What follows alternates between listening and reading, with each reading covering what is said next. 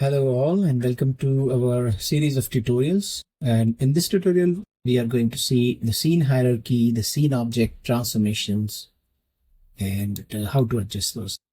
So we have this object loaded in the scene, piece of jewelry. Let's go to picking, and here we see a hierarchy tab. And in this, as you can see, that if I can enable and disable the entire hierarchy, or I can choose a specific part in the hierarchy and make it disable or enable.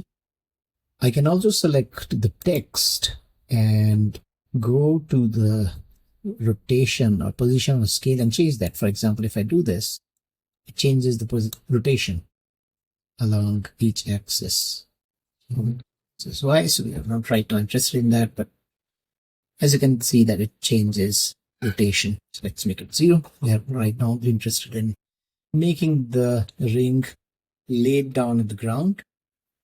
So now it lays down nicely on the ground.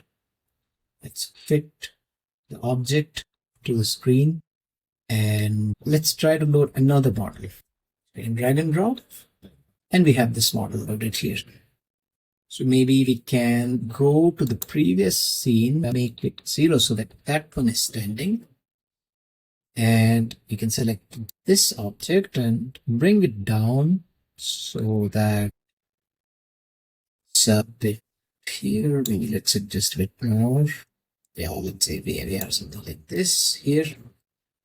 And we can fit again so that we want to fit the entire object, so both the objects. So you can also select, for example, a part here. This entire object is selected, and then you can fit that object, or I can fit that object to the scene. So this, now you can see that the camera rotates around the center of this object. So we can always deselect and fit the entire set of objects to the scene.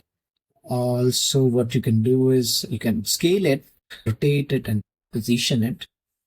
You can also save the transformation of the entire object. So for instance, if this is the current transformation, I can go to rotate model. You have the transform animations and add the current transform. And I can add a rotation. Maybe let's add it to this object. Make it like this and say current transform. So now this one is added for this object. And if you can select this, you have transformation 0 for this, and let's add one more transformation, maybe something like this. Let's say add, and now what I can do is I can go and switch between these two transformations easily. So it can be used, and the transformation can be saved so that you can have your scenes and the rings or any object saved. You can save specific transformations of your objects under the current transformation tabs.